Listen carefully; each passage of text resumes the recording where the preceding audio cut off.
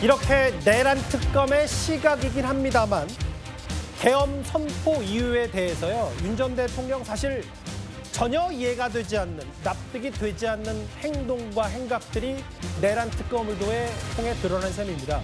이쯤 되면 국민의힘도 뭔가 많은 생각이 들어야 될 법한데 되레 지금 당 내부는 윤 전 대통령과의 절연 여부를 두고 입시는 중입니다. 오늘 최고공개위원 회의, 최고위원회의 오늘 천막 농성 중이잖아요. 공개 설전까지 있었습니다. 여론조사는 과학의 영역입니다. 일반적으로 ARS, 즉 녹음을 틀어주는 방식보다 사람 면접원 조사가 같은 조건에서는 더 과학적입니다. 우리 정말 위기 맞습니다. 최근 국민의힘이 짠물에 비유됩니다. 염도가 높으면 생물 다양성이 줄어들게 됩니다. 당의 염도가 적당해야 더 다양한 지역과 계층, 성별과 연령층의 국민 지지가 우리를 찾아옵니다. 추가 발언하겠습니다. 면접자 설문 방식의 경우 수많은 전문 연구 영역에서 샤이보터 현상, 즉 내향적 응답 효과가 발생한다고 하고 있습니다. 사회적 압력에 영향을 받는다는 것을 보여주고 있습니다. 우리 손으로 뽑은 당대표를 흔들려고 합니까? 민주당 통일교 문제, 대장동, 항소 포기, 양평 공무원 자살 사건, 관세, 부동산, 환율, 김현직, 캄보디아, 무비자 입국까지 너무나 많은 문제가 있는데 왜 이런 문제에 공격을 집중하지 않고 당내를 공격을 향합니까?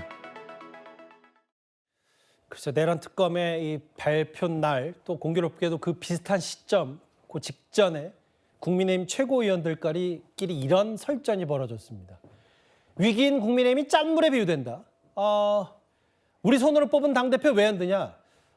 지지율 정체는 조사 방법의 탓이다라는 취지의 김민수 최고위원. 일단 이현정 의원님, 저 풍경, 광경을 어떻게 보셨어요? 참 자신들에게 불리한 것은 보려고 하지 않는, 정말 어떤 면에서 보면 이 모래에 머리를 박고 있는 그러한 모습이 아닌가라는 생각이 듭니다. 자기만의 세계, 자기만의 관점으로 보려고 하지 않고 모든 사람들이 다 느끼는 것을 느끼지 못하는 것, 그게 저는 국민의힘의 현재의 문제점이라는 생각이 들어요.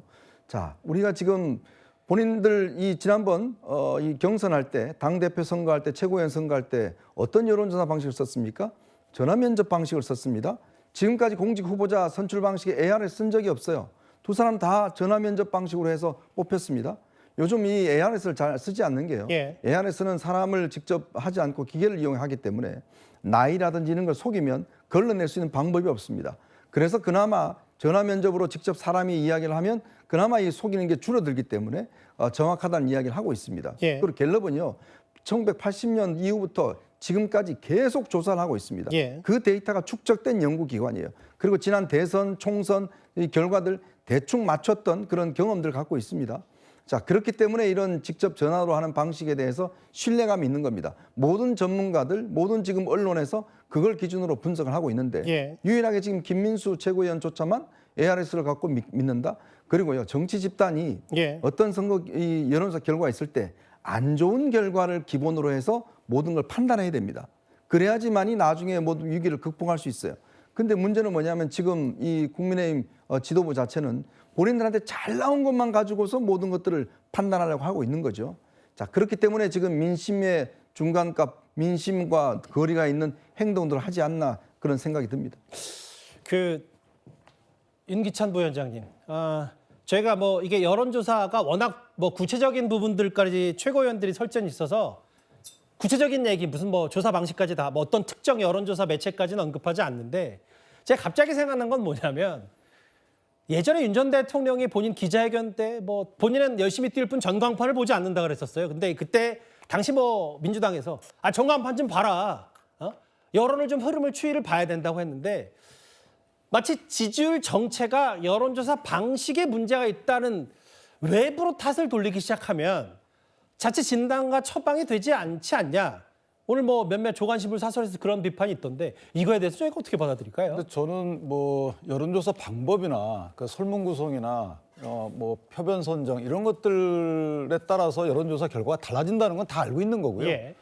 저는 정당 입장에서 보면 가장 안 좋은 수치의 여론조사를 기준으로 앞으로 전략을 짜야 된다고 생각을 해요. 그리고 뭐 좋은 수치가 있다, 긍정적인 수치가 있다, 이건 내부적으로 참고할 만한 이런 것이지. 그러게요. 그게 보수적으로 접근하는 방법 원래 아니겠습니까? 그렇게 해야 되는 예. 거고요. 예. 또 하나는 저는 그 천막농성을 왜 했는지에 대해서 우리 지도부가 좀 유념할 필요가 있어요. 천막농성을 하게 되면 예. 위기감을 스스로 인정하고 이 위기감을 탈출하기 위해서 절실함을 보여주는 자리잖아요. 그런데 거기서마저도 저런 설전을 하고 있다.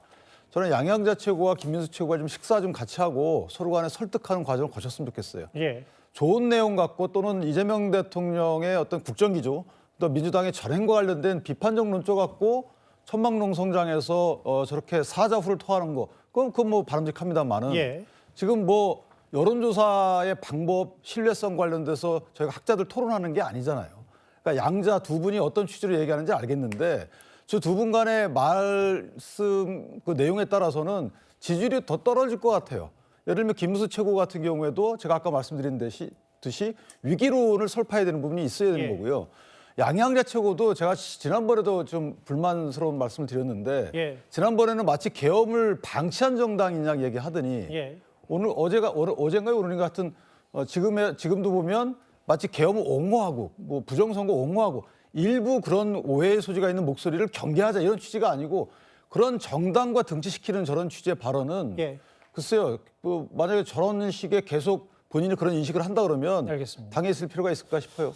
근데 대신 이제 이런 거를 다 수습하고 함께 이렇게 뭔가 의견을 조율하는 게 이제 당 대표의 역할인데 오늘 이 장동욱 대표 가운데를 두고 두 최고위원 간의 설전이 있었습니다.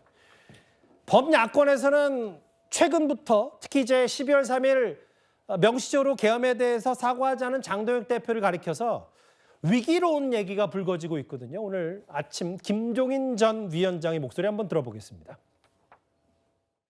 장동혁 대표의 경우에는 바꾸기가 굉장히 힘들 겁니다. 왜냐하면 장동혁 대표가 되는 과정에서 장동혁을 지지 세력이라는 게 뭐냐.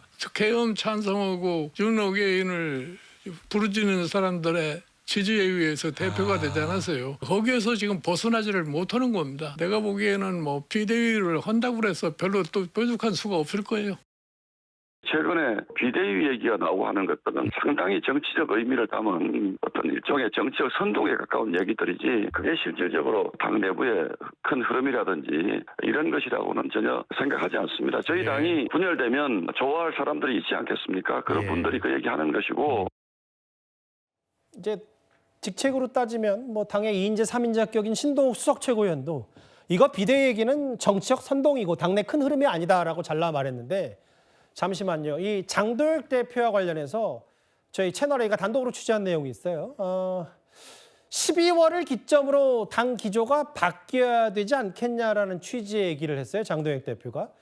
재선 의원 만나서 아마 여러 의원들의 면담 요청이 있는 것 같은데 당의 기조가 바뀌어야 된다. 저 얘기는 본인이 전당대회 때 당대표가 된 이후에 하루에 1도씩 뭐 중도로 가겠다 이런 취지인가요? 듣기에 따라서는. 12월 기점으로. 근데 이제 이건 이거고요. 그 강성필 대변인님. 네. 오늘 보니까 국민의힘의 당내 싱크탱크인 여의도연구원장 부원장에 친윤의 장해찬 전 최고를 임명했다.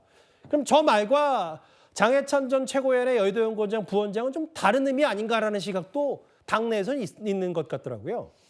그러니까 이제 12월을 기점으로 바뀐다라고 한 게 꼭 지금 우리 뭐 국민의힘이 잘 되길 바라는 어떤 지지자와 당원들이 바라는 그 방향이 아니라 저는 구구 지지자들이 원하는 방향으로 더 바뀌겠다. 저는 그렇게 해석할 수 있을 것 같아요.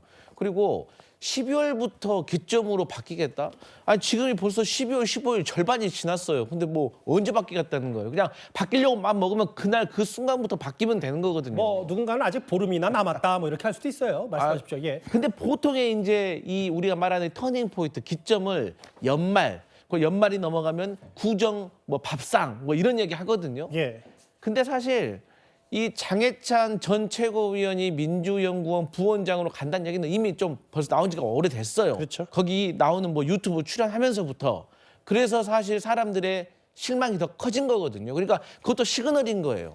아니 공당의 대표가 아니 무슨 또 뭐 물론 유튜브라고 해서 못 나올 건 없는 거지만 이왕이면 제대로 된 딱 그 방송사에 나와가지고 제대로 된 인터뷰를 하는 게 좋지. 뭐 일부 당원과 일부 적극적인 지지자들만 보는 곳에 나와가지고 인터뷰하더니 바로 그 다음 날 부원장으로 임명한다는 소문이 나오니까 예. 바뀐다는 시그널이 우리가 원하는 제대로 된 바뀜이 아니라 뭐 윤석열 전 대통령과의 절연 그런 바뀜이 아니라 예. 더 극으로 가겠다라는 바뀜으로 받아들일 수밖에 없는 것이고 그렇게 갈 것 같으니까 김종인 전 비대위원장도 국민의힘은 바뀔 게 별로 없다. 바뀌어도 별 의미 없다. 이런 식으로 얘기를 하신 것 같습니다.